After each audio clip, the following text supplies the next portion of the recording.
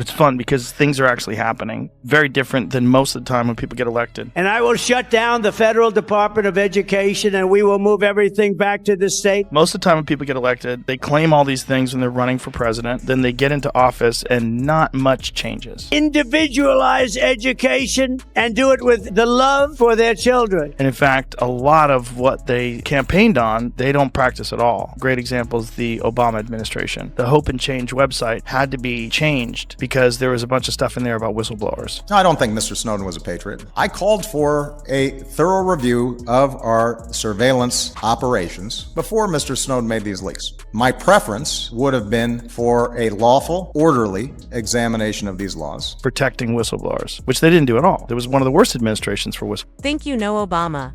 Think again. What Joe Rogan just revealed will shatter everything you've been told about hope, change, and leadership.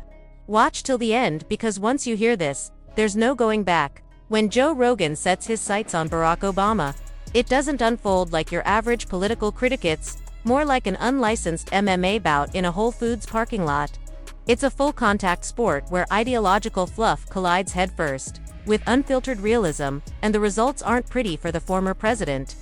The glossy veneer of hope and change, once so captivating it practically got its own Instagram filter, crumbles under the weight of Rogan's raw, unvarnished scrutiny. This isn't just commentary, it's a reality check served rare, with elk meat on the side and no napkins for the mess. Obama, long praised for his polished oratory and intellectual poise, is the type of political figure who could narrate a tax code and still manage to make it sound like a bedtime story. But in the Roganverse, that brand of elegance doesn't buy you immunity. It buys you a front row seat to the dismantling, because where Obama danced carefully through language crafted, calculated, and cautious, Rogan charges through with the blunt force of someone who's had one too many alpha brain supplements, and just enough common sense to be dangerous too. Understand the contrast. You have to appreciate the staging. Obama is the politician who hosted curated Spotify playlists to seem relatable. Joe Rogan, on the other hand, invites scientists, comedians, conspiracy theorists, former Navy SEALs, and mushroom experts into a 3-hour conversation, and somehow extracts more clarity than most White House press briefings combined. While Obama delivered messages polished to perfection, tailored for applause lines and morning after headlines, Rogan drops thoughts as they come, raw and unrehearsed, yet often hitting closer to home than any politician dared. This wasn't a case of political critique wrapped in partisanship or tribal loyalty. Rogan didn't bring an agenda, he brought curiosity, doubt, and a genuine frustration with the way reality had been dressed up to look palatable. Where Obama often served up progress in poetic packaging, Rogan asked the uncomfortable questions. Who benefits? Why isn't it working? Is this just for show? And perhaps most damning of all, are we really this gullible? Obama's political persona was, in many ways, a masterclass in branding. He didn't just deliver speeches. He performed emotional sleight of hand. Every pause was timed, every word vetted, every message tested like a product launch. It worked for a while, but as time passed, the smoke cleared, and the audience sobered up. The substance behind the slogans seemed thinner than advertised. Change, incremental, hope, branded, unity, only in high-definition campaign ads. Rogan, by contrast, is the anti-brand. His platform thrives on discomfort, contradiction, and the absence of polish. He doesn't need a teleprompter, a press secretary, or a speechwriting team. He shows up in a hoodie, brings his gut instinct, and hits record. He's as likely to challenge a renowned scientist as he is to platform someone with a tinfoil hat. And yet, amid the chaos, there's clarity precisely because there's no script, no filtering, no approval process, just unfiltered human thought. That's why when Rogan turned his attention to Obama, it wasn't a roast, it was a reckoning. He didn't yell. He didn't insult. He simply pointed out the absurdity behind the legacy, like that infamous moment when Obama, half-jokingly, said he'd be fine with a third term if he could just sit in his basement, whispering instructions to a figurehead with an earpiece. It was meant as satire, but the chilling undertone wasn't lost on Rogan or his audience. The idea that a former president might prefer shadow power over accountability. That wasn't funny. It was telling. It confirmed what many already suspected, that the machinery behind the presidency often runs deeper than the figure standing at the podium, that the policies were signed, but not necessarily read, that the brand remained intact, while the reality became increasingly surreal. And Joe, the guy mainstream media mocked for being just a podcast host, was the one holding up the mirror, calmly, casually, but with devastating precision. Rogan didn't need to resort to highbrow takedowns or academic jargon. He made the kind of observations that cut to the bone precisely because of their simplicity. When Obama bought beachfront property after warning the world about rising sea levels, Rogan didn't analyze climate policy, he just laughed. Not because climate change is funny, but because the contradiction was too absurd to ignore. It's like watching someone yell fire while casually roasting marshmallows on their beachfront deck. The difference between Obama and Rogan isn't just politics, it's philosophy. Obama built a legacy on what things should sound like. Rogan challenges people on what things actually feel like. Obama used soaring rhetoric to shape perception. Rogan uses skeptical curiosity to poke holes in illusion. Obama trusted institutions. Rogan questions them constantly. To Obama, the job was to reassure. To Rogan, it's to unsettle. And that's the core of why Rogan's critique stings so deeply. He represents the voice that's been told to sit down, shut up, and trust the experts. And instead of complying, he picked up a mic and started asking questions the experts couldn't answer without a PR team. What Rogan exposed, intentionally or not, was the dissonance between Obama's idealism and the real-world consequences of his presidency, between poetic promises and procedural politics, between yes we can and well, actually, we didn't. While Obama fans were busy quoting his best lines, Rogan's audience was asking, but what did he actually do? And that's a harder question to answer when the haze of charisma fades. Obama will likely continue to be celebrated in the history books for his symbolism, his speeches, and his story. And rightly so, his rise was historic. But Rogan challenged the post-presidency mythos. He didn't tear down the man, he questioned the machine, the myth, the packaging. And sometimes, that's more powerful than any direct attack. Because when you strip away the applause, the legacy building, the Spotify playlists, and the branded foundations, what's left is a simple question: did it work? And more importantly, for whom? In that light, Rogan doesn't just critique Obama, he audits him. Not with numbers, but with instinct, not with spin, but with a blunt honesty that makes it hard to look away. And in a world full of narratives, sometimes the person who asks why without shouting, without stunts, just genuine curiosity is the one who ends up shifting the conversation. That's what Rogan did. Not with force, but with clarity. Not with politics, but with presence. So when Joe Rogan takes aim at Barack Obama, it's not a media feud or a hot take, it's a moment of cultural recalibration. One man stands behind a podium and speaks to the dream. The other sits behind a mic and speaks to the disconnect. One crafts hope. The other dismantles illusion. And in that arena, the takedown is quiet, but complete. Disgusting. It's a disgusting lie. Let's play it. Said that there were very fine people on both sides of a white supremacist rally. You also had people that were very fine people on both sides. I'm not talking about the neo-Nazis and the white nationalists, because they should be condemned totally. But you had many people in that group other than neo-Nazis and white nationalists. Okay? See, that's crazy. I have never seen that last part of it because the news has said that lie. Barack Obama navigated his presidency like a gym-goer who spends more time admiring his reflection than lifting anything meaningful. He spoke in sweeping themes: hope, unity, change, like he was narrating a motivational poster slowly sinking into the ocean. While crises erupted around him, he offered calm smiles and lyrical speeches, as if world affairs were just awkward moments in a well-scripted comedy special. With a Nobel Peace Prize casually tossed into his legacy like a party favor at an arms dealer's birthday, Obama sold serenity while presiding over drone warfare. His political style was all polish and poster-smooth rhetoric with little accountability underneath. When he famously requested a glass of Flint tap water during a press event, it played less like compassion and more like PR theater. The sip was barely that more symbolic than sincere and somehow framed as a solution, a single swig from a poisoned well, presented as progress. And that's exactly where Joe Rogan came in, not with fury or fire, but with a shrug, a question, and that skeptical Rogan squint. He didn't need a PowerPoint or research paper. One eyebrow. One isn't that insane. And the glossy image began to crack. Obama, once the symbol of cool control, started to look more like a carefully programmed avatar malfunctioning under real scrutiny. The man who inspired millions now seemed hollow, like a slick spokesperson pushing expired ideals. Once seen as a revolutionary, he turned into someone who shows up to the revolution just long enough to film a documentary, sell it to Netflix, and quietly leave through the VIP exit. Behind the poetic speeches and Spotify playlists was a politician so manufactured.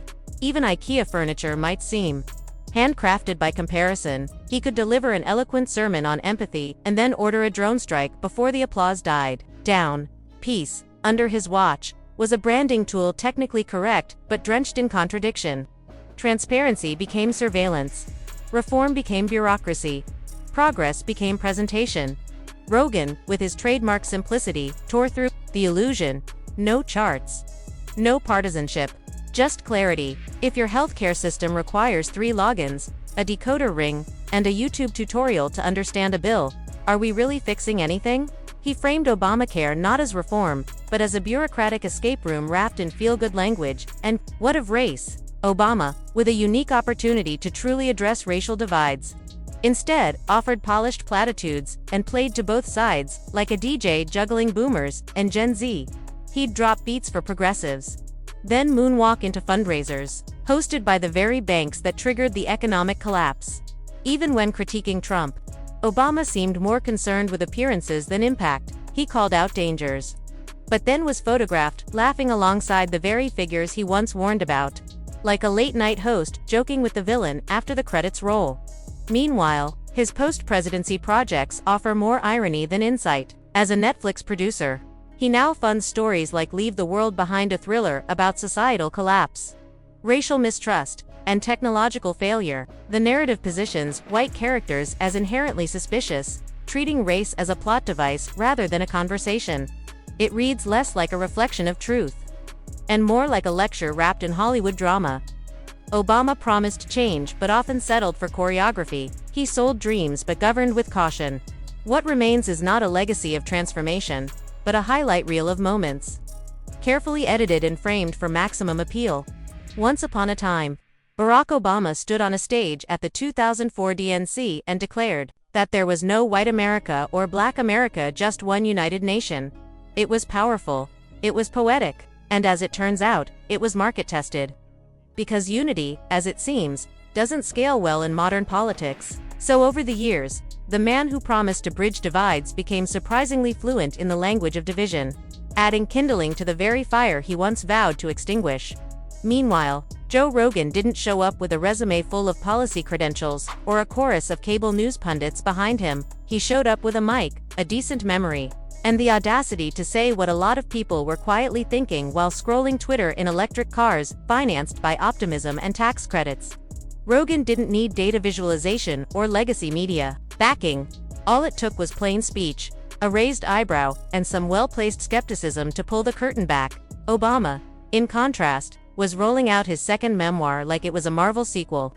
Memoir 2, Return of the Brand, complete with a sprawling foundation that promises to uplift communities mostly by selling overpriced mugs, curated playlists, and the occasional speaking engagement that costs more than some people's yearly income. If Amazon had a soul, it might resemble the Obama Foundation. All the branding, none of the intimacy. He promised hope. What he delivered was a highly aestheticized motivational circuit, and even that began to unravel.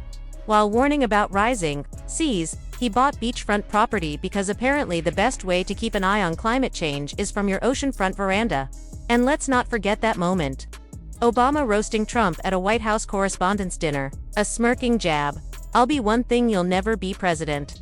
A well-delivered line. But maybe also the spark that lit Trump's fuse. It was political swagger disguised as satire. Considering what followed, Obama's foreign policy was no less polished. His measured approach often looked like corporate militarism with better lighting, precision drone strikes, condolence tweets, and a Nobel Peace Prize that aged like milk. The press loved him blindly, adoringly. Few challenged him. Rogan did not with a monologue, but with a question. Why? Why did Wall Street win while Main Street struggled? Why did healthcare become more confusing, not less? Why did progress always seem to stall once the cameras stopped rolling?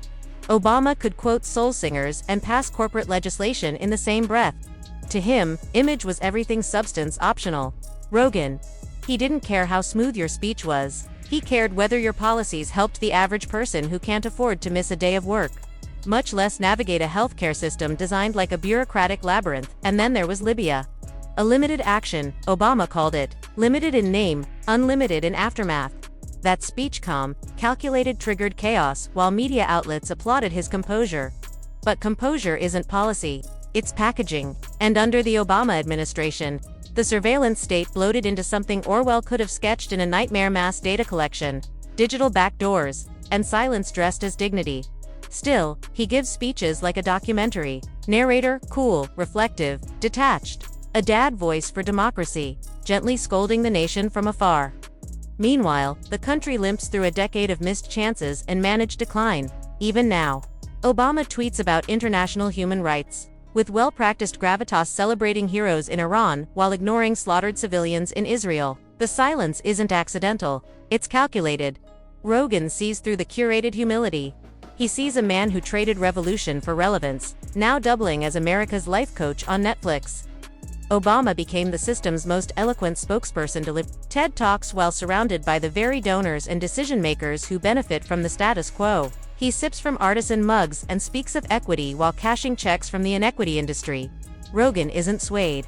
His critique wasn't angry, it was clear-eyed. Where others saw gravitas, he saw performance. While legacy media knelt at the altar of charisma, Rogan threw a conversational grenade into the echo chamber, because in the end, the critique isn't about whether Obama meant well, it's about whether meaning well was ever enough.